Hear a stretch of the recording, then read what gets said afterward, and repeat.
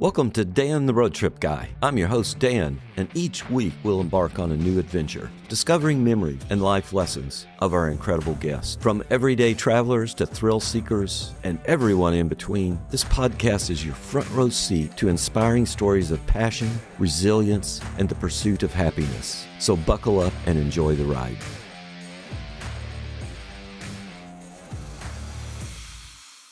Well, today's episode is not a new episode. I went back in the archives. Episode 10, recorded in August of 2022. My friend Chris Smith took a chance and took a virtual ride with me back when I first launched this podcast. I have to be honest, I did not know what I was doing. I didn't know how to edit, and clearly our original episode really showed that as I went back and re-listened. I've gotten better, I believe, after almost 4 years, and I am just really excited to have re-edited and remastered this episode, and I really believe you're going to enjoy it. So let's get on with it. So I'm honored today to have a guest on my show. We met years ago on One Lap. We're going to add a little international flair. Maybe that's what we'll call it to my show. Just honored to have a friend, Chris Smith. I usually call him Big Chris. Welcome to the show, Chris. How you doing? It's good to speak to you, Dan. It's great to have you here. Chris, I like to give people just a couple minutes. Tell us, who is Chris Smith? Chris Smith is a guy from London originally, who now resides in Dallas, Texas. I'm a guy that had a construction company, sold that a few years ago and got into importing, exporting special interest vehicles. At that time, mainly muscle cars, and then moving into the collector car market, which led into global shipping logistics for collectors, as they were upset they couldn't move their prized possessions without getting damaged, and identified that and would help them. And I got into drag racing around the same time in the late 2000s, like heavily, just as doing Run What You Brungs earlier on, and then came to America and started doing some track events, mainly the one that I met you on, Dan, the One Lap of America. And from there onwards, through meeting friends and doing the bull run as well, I extended my network of friends and business partners, if you will, and ended up moving here permanently just over 5 years ago. I didn't know you were in the construction business, so that's new for me to know. Yeah, I used to do a lot of civil engineering. We used to specialize in bespoke new builds of houses and also barn conversions, which there's a lot of in Lincolnshire. So we would convert them to holiday lets, put indoor swimming pools in them, and just make them into something they were never designed to be, something with a little flair and panache, if you will. When did you do your first One Lap? I believe it was 2010. I did it with Mike Musto in a 68 Charger. That's what I remember. It had the stars and stripes kind of on it. That's right. Yeah, we was with two other friends. One was racing a GTR, and one was in an F430 Ferrari. The Ferrari and the Charger were wrapped stars and stripes, and also some military motifs and pictures on there to help us raise money for the VA. We raised some money for the VA that year. It was really good. So we have 50 states here in the U.S., but you picked one of the largest ones to move to. Was there a particular reason? Yeah, there was. I think over the years from flying to America and purchasing vehicles, I used to concentrate on, it's the same as anything. If you're going to spend money on travel, you want to get what you want out of it. And I used to dot around the good guy shows, the swap meets, and try and cram as much into a week or two as possible when I would be buying. I suddenly realized that while I would finish a trip off and see friends in Dallas, I would realize that the cars that I would purchase in the state of Texas were much better condition, even though they wanted full restoration. The sheet metal work was much better because it's such a dry state. So I would stay away from the northern states at that point and East Coast and concentrate. It would also save me a lot of money. I think there is such a thing as Texas hospitality for sure. People are extremely friendly. Been fortunate enough to go to most of the other states and spend time there. But I just think Texas is it's a jewel in the US. I really do. It's unspoiled, and the people are very welcoming and very real. I like it a lot. I wish we were driving down the road together. That was kind of the intention of this whole podcast when I started. I was going to do road trips with people, but that's not real practical when we're separated by miles. And I did try to do one while I was driving, and that wasn't a good idea either. So I'm sitting in a parking lot and you're sitting in your home. We'll pretend we're rocking down the road. I thought about rolling my window down because I am next to the highway, but I won't do that. Talking about cars, road trips, and whatever else we want to talk about. But what was your first car? Just trying to think what year it would have been. I passed my driving test when I was 17, which is the youngest you can do it in the UK. I would have been, that would have been, I think that would have been 1994. I purchased a Mark I Ford Escort, a 1973 1300E, which had the GT engine, one of a couple of colours they were mainly made in, but mine was in purple velvet metallic, and it was a two-door, which is the one to have. I believe it had a 1600 bottom end in it from the previous owner. Did a ton of work to it with my brothers, and they were treating me real good, showing me what to do. I've got two older brothers, one's 8 years, one's 10 years older than me. And I had that car for, I think it was 10 or 11 months. I think I had it longer than that, getting it ready to drive. Sure. Yeah, I had a lot of fun in that car. And the annoying thing is now, I think I give somewhere in the region of £1,200 for it, which was all the money back then. And now they're doing in the region of £25,000 because the market's just gone nuts. Yeah. I should have kept it.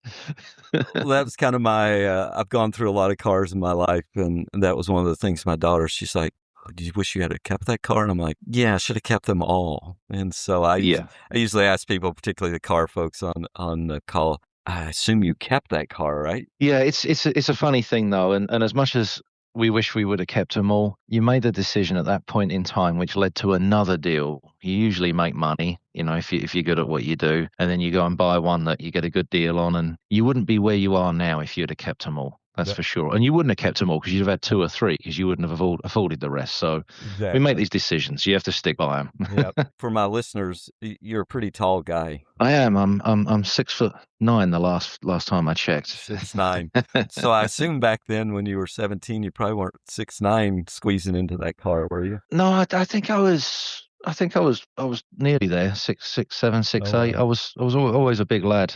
Yeah. I think when I was 12, I was 6'2". I was as tall as the headmaster at my school. I always enjoy standing by you on one lap. It's like, he's really tall. Well, if you're gonna be word perfect on this, Dan, let's tell the listeners what really happens. You enjoy standing next to me on one lap when it's windy or the sun is in your eyes, because I will block it out and you get somewhere safe to stand. Of course, yeah, right. Okay, now we smart man. This now we have to tell him the truth. Any epic road trips in your life that you look back on and you go, wow, that was just a trip, and I would do that one again in a heartbeat?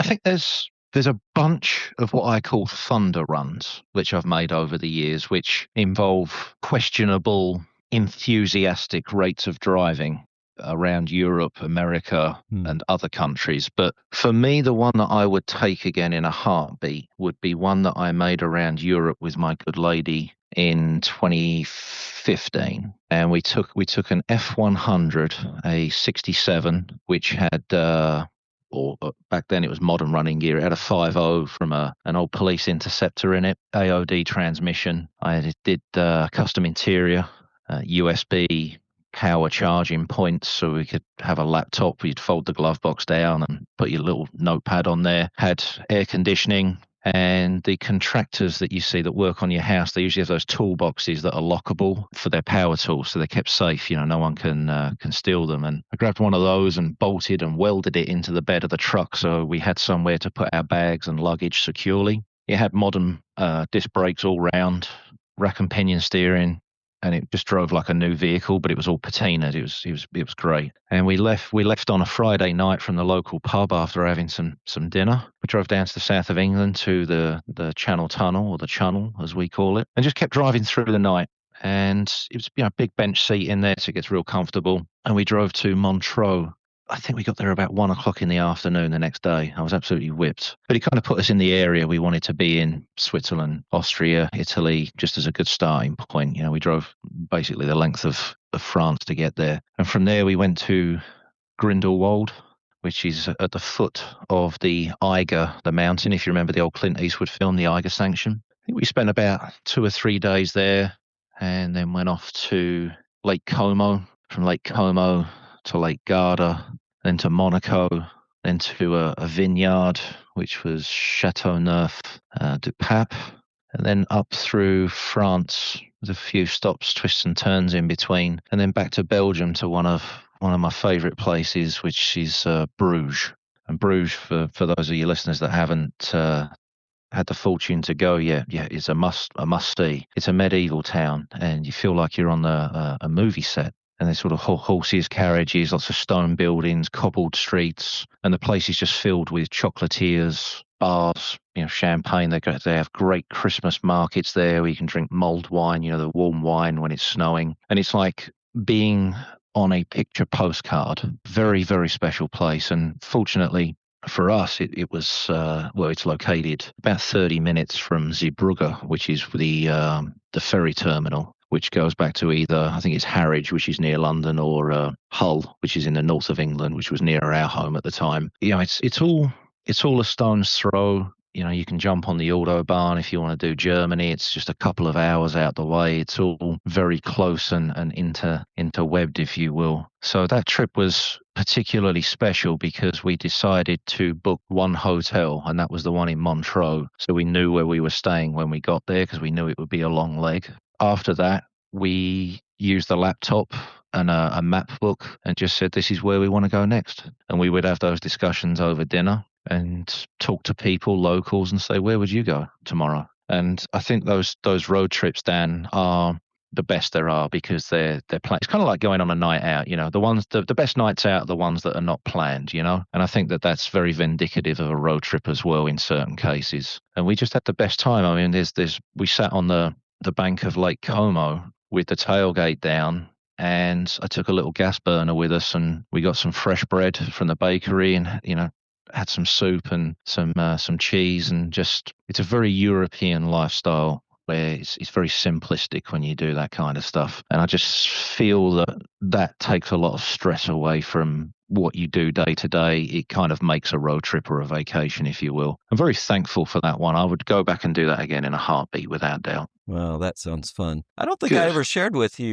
1979, I'd graduated from high school. I'd worked every year in the family grocery store, and I was like, I'm taking this summer off. My brother was serving our country and was stationed in Nuremberg. I spent 2 months with him there, and we traveled around quite a bit there. But one trip in particular came to your part of the world, and we drove over to the English Channel. Of course, then we had to come by ship, I guess, across the channel. Saw the Cliffs of Dover like very early in the morning. That was really cool. And then we went to the British Grand Prix and camped out. Wow. We actually camped out at Silverstone, real close. You've never told me that. No, what an amazing thing. It just came to me as we were sitting here and you were talking about that road trip. And that was just so much fun. We drove through the night and then came across the channel. I don't know what time it was, but that was a lot of fun. Well, do me a favor then. Tell me, add something to the story for me here, because I'm trying to think. What car would you have been in? What was you and your brother driving in '79? Well, that's a great question. And so my brother had. The story goes, and I'll share this with you because it's just a fun story. And he's 9 years older, kind of like your brothers. We didn't have a relationship really. He left home when he was 18, went to college, and then served our country. And of course, I was 9 years old, and I remember looking up to him.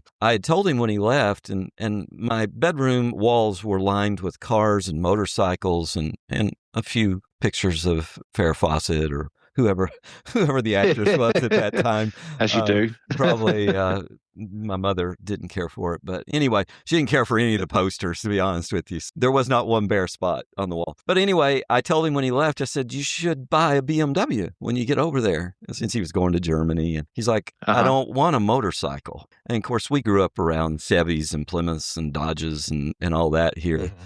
And our uncle was the Chevy dealer. And so that's what we knew. And he goes, I don't want a motorcycle. And I'm like, but they have cars. And so he took off to Dayton, Ohio, and test drove a BMW and decided at that moment that's what he wanted. So when he got over there, he bought a couple of 2002s. One was a turbo. One of them caught fire, that type of thing. And so he had decided he was going to buy one and bring it home. So he bought a 1979, I believe, 78 or 79, 320i, and put some Recaro seats in it. And so that's what we drove around while I was over there. And we just had a blast. I was not Very accustomed to going 110, 115 on the Autobahn and being passed and people driving past. Yeah, that's a great memory of mine. That's And awesome. You kept that one back from me, Dan. I yeah, didn't there know we go. that. Well, there we go. You told a little bit about how you got in the car business, but what really drove you to do that? You were in construction, but what took you really to do that, other than a love of cars, right? Yeah, and I think that goes back to the earliest memory of finding that cars were special to me. The whole family had moved to Singapore. My dad was a draftsman, an architect, and the first skyscraper that went up on the island, him and my uncle were working on. And when we came back from there, my brother, I think he was 16 at the time when we were there. He'd watched Smokey and the Bandit, and this was around 1984. So the film was fairly fresh then, you know. Yeah, right. And he said to my dad, he goes, "I'm going to have one of those cars." And my dad was like, "Whatever. If you think you're going to, you know, good for you." Didn't really pay much attention. And then when we moved back to England, Paul was 18 and he went to the bank and got a bank loan and went and bought a Y82 SE. I remember there being two for sale. One was a manual and one was an auto. And I remember him saying to me, "Which one should I get?" And I said, "Get the auto because at least you can eat an ice cream while you're driving, you know." And I'm a 6-year-old, you know, so Yeah, right. 7, whatever I was. And he did. He bought it, and it had less than 10,000 miles on it. And if I told you this thing was like 100-point car, I wouldn't be lying. I was at primary school, so I think it's like prep school here, you know, in the US. So I was basically the coolest kid at school because everyone else, you know, all their parents were dropping them off in Vauxhall Cavaliers and Minis, Escorts, just very mundane, dare I say, boring vehicles that was all there was around at that time. You know, there wasn't kids being dropped off in Panteras or 930 turbos. You know, it was a different time. It was a different place, really. And you know, to have the T-tops open and be dropped off at school in this 6.6 litre beast that didn't really fit on the roads was just amazing. There used to be an event in London on the last Saturday of every month in Chelsea, and where the River Thames runs through Chelsea, there's Chelsea Bridge. And it used to be called the Chelsea Cruise. And at around 7 o'clock at night, everyone that had a hot rod, American car, or a Lotus Cortina, or a Lotus Cortina that had a Rover V8 or a 460 big block that was shoehorned into it, basically anything that was different, everyone went there. And my brothers used to take me down there, and you know, we used to get back at 11 or 12 at night. It was great. And my mum and dad were great as long as my brothers were looking after me, you know. And just being around all those cars, the people, and I think a lot of the adults at the time that were down there were kind of like, "You got your kid brother with you?" And he's like, "Yeah, he just loves the cars." And that stuck with me, really resonated with me. And then over the years, my brothers, they started doing the hot hatch stuff, and then, you know, sort of XR3Is, RS turbos, and then Sierra Cosworths. And I really got stuck on those. It was more of a hobby. With us working together, I was in the construction business with them for 16 years. And over that period in time, being 6'9", your back, you know, I wasn't supervisor or anything at that point. It was, you know, I was on the tools. I was laying brick. I was digging foundations, concreting, brickwork, joinery, plastering. Now, these are all things that take their toll on your body. And when you're 6'9" and you got a long back, as it were, it gives you back problems, and you get various injuries over the years. My dad, who was and will always be my hero, it was his business. You know, it's a family-run business. We had a few guys that worked for us. He passed away in 2003. And I carried on with my brothers up until around 06, 07. And I think I came away from there then. I just said to him, "Look, I don't want to do this anymore." And when you're the youngest of siblings as well, it's always difficult working with family. You know, we get on way better now. I said to Christy, my wife, "I don't know what to do." And she says, "Well, you've always been into cars." And, you know, I always did a few cars on the side and had an interest in them, and I was racing and whatnot. And when I came out of business, I had some poppy, as we say, some money. And I decided, after spending time at a drag strip, I'd seen people there I got a lot of good friends from racing, but there's some I don't know, and there's some questionable figures at drag strips. I think that's all around the world. And I saw them importing cars, and I thought, well, if they can do it, I can certainly do it. And they were making money. So I went to the States, and I didn't realize there was rules on how much cash you can take in and out. And I didn't know that until my second or third trip. But I came in with a lot of cash. I flew into Houston, and all I did was find a hotel. Didn't know the area. I was in South Houston, apparently in the wrong area. It scared the hell out of me because there was an RV in the parking lot, and I heard this noise outside at 1 a.m, and I saw the microwave and then the oven and a TV come out the window being passed to different people. And my hire car had the hoods lifted in the morning where someone had tried to take the battery, and I'm like, what am I doing here? Yeah. This is just not right.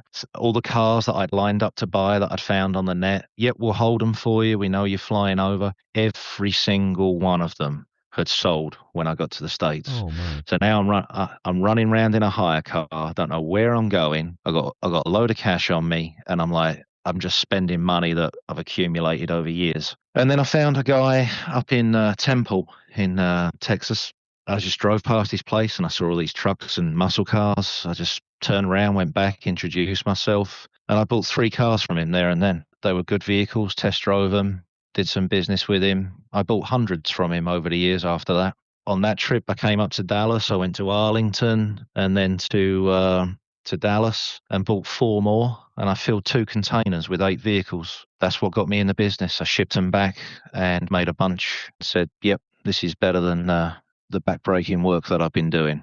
That's where it went. Oh, that's what started it. Oh, wow. That's a great story. I appreciate that. And your comments there about your brothers and your dad brought back memories. My dad was owner-operator of a big truck. So I think that's where I got my love affair of the road and driving. And when I was 9, I went with him on the road that summer in the big truck, mostly around the eastern part of the U.S. He would later in life go west, but back then it was Florida to Cleveland and hauling produce one way and fish the other way. That was fun. So he had a lot of cool cars over the years and liked to go kind of fast. I remember when I sold the big truck, he got Alzheimer's and Mom was like, we need to get rid of this truck. That's another one I wish we'd have kept, but it was a 67 Kenworth cab over. He worked on every weekend. He worked on the truck, kept it going, and, he was an independent guy. So we ended up selling it and kind of looked back and was like, I wish I had the truck back. But it's like, where are you going to put a big truck? I was like, okay, car is one thing, truck's another. So I remember when I sold the truck. So it had a Cummins engine in it. I don't remember the exact horsepower at this point, but it had 2 transmissions. It was a 5x4. At some point, you shifted both shifters, and it was always fun to watch him do that. Balancing engine revs. Yeah, and of course, no power steering, and the clutch. I mean, it took a man to push that clutch in. I remember I posted on eBay and ended up selling it to a collector, so that was a good thing. But I remember one guy asking me, he goes, according to my calculations, this truck will run well in excess of 100 miles an hour. And my dad was pretty ill at that point, but he still had some about him. And I said, hey, Dad, some guy says this truck will probably run well in excess of 100 miles an hour. What do you think about that? And he goes, oh, it might. Okay. Yeah, okay. I'm taking that as a yes. Anyway, one question I like to ask Chris, and this is fun. I'm learning things about you, and hopefully you're learning about me. But if you could take a road trip today, you're going to head out. You can take it with someone who unfortunately is not still here, but we could take it with them, or if it's somebody alive, who would you go with and where would you go? That's an easy one for me. It would be my dad. My dad was, as I said to you, was my hero. And he was kind of, I think from American standards, he may have been a little bit unorthodox from raising me and my brothers, or my brothers and I rather, because he was just the best. My dad used to own race horses, and he used to take me out of high school and take me to the track, and he used to teach me about how the real world worked, as he would say back then, with money. Showed you how people would treat each other, commissions, gave me a life experience before I even left high school. And he did that with the business, and sometimes I would road trip with him 3-4 hours to wherever the guys were working. At that point, it was a roofing company that he had rather. And a lot of memories of music that he would play. He was really into Queen, Freddie Mercury, Rolling Stones, that kind of stuff, that era. And that also passed over to me as to why I play that in my vehicles now. But I think if we was going to leave, if he was here now and I could put him in my Porsche, my GT2, yep, I would go straight to Las Vegas, because he gave my brothers and my mum everything. he always said, I'll do this when I retire and do that when I retire.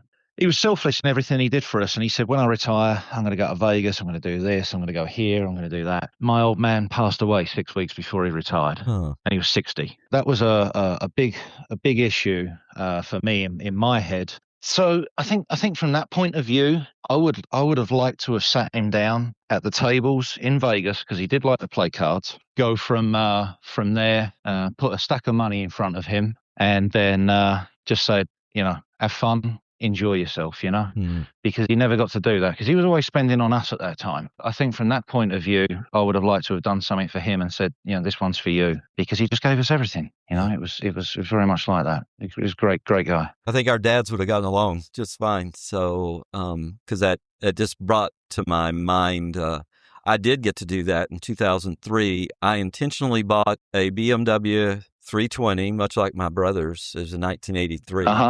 In San Jose, California, with one goal. There's only one goal. And by the way, I paid $2,500 for it. And I called my dad and I said, want to go to California? And he's like, sure. Flew out there. And my dad talked about that trip. Even when he had Alzheimer's, he would remember that trip. And we just had a blast. We get there, we look at it, and my dad goes, well, it could use some tires.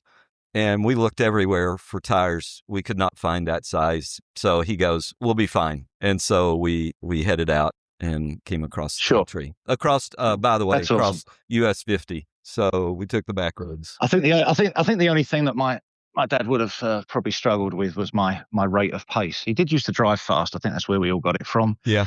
But at the point that he left, I believe that there was the cars were not as rambunctious, if you will. I remember him buying an Audi 90 Quattro in 91, which had speed lines on it and all the bells and whistles. It was fabulous. And I remember him setting various land speed records with that vehicle over a period of time. Yeah. I'm thinking it was just the fastest thing in the world, He was great. A big influence on myself and my brothers, and got a lot to thank him for sure. I certainly wouldn't be where I am now without him. One of your brothers lives in Texas, right now? Both live in Texas. Oh, okay. Both with their families, and also my mother. Well, here's the funny thing for you, because these guys, my brothers are the best. They really are. They decided to come out of the construction company, and now they build Mustangs, fastbacks, Eleanor recreations, full resto mods, sort of the build quality that you'd find at Aston Martin.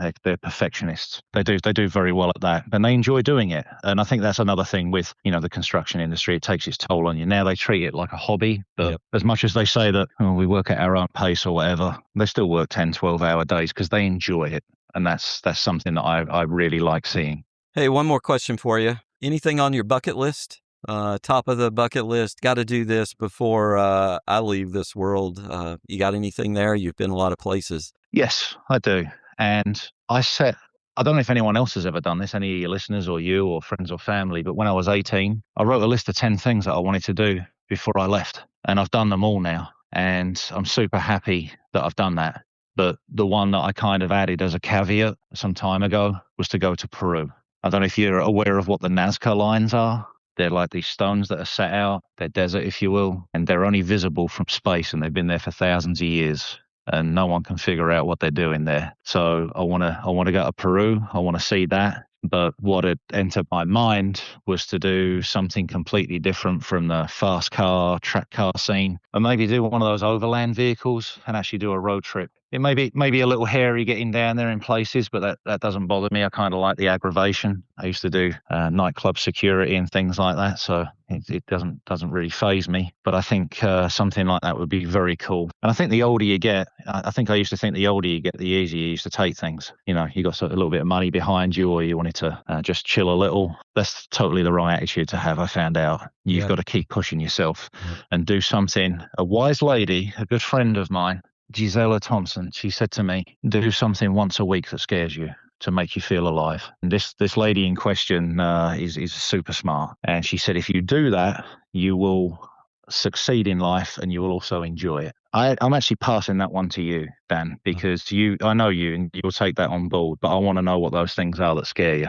I really appreciate you, and I appreciate your time, and tell people how to find you, your business, your charity, or, whatever. If you want to follow me on Instagram, I'm under Big Car Chris. Hit my page, see some of the stuff I've done, like, follow, whatever. But I'm just a British guy living in Texas that loves racing and loves cars. Yeah, just follow me on Insta. I'll be grateful for the follow. Yeah. Okay. But Dan, I want to thank you. You are, and you guys listening to this need to understand, Dan Neal is not just a guy who's hosting and has got this podcast. Dan Neal is one of the nicest, genuine people you will ever meet in your life. Always polite. Anything he says he's going to do, he does. And I always look forward to his stories. And I always call you Mr. Calm in my head because nothing seems to fluster you. And I always try and apply that to myself now. So just so you know. I appreciate that a lot. And I appreciate always seeing you, and have a good thank you. Good weekend. Thank you for your time, sir. It's been an honor. Thank you. Bye now. Thank you for tuning in to Dan, the Road Trip Guy. I hope you enjoyed our journey today and the stories that were shared. If you have any thoughts or questions or stories of your own, I'd love to hear from you. Feel free to reach out to me anytime. Don't forget to share this podcast with your friends and family and help us to spread the joy of road trips and great conversations. Until next time, keep driving, keep exploring, and keep having those amazing conversations. Safe travels. And remember, you can find me on the internet at dantheroadtripguy.com.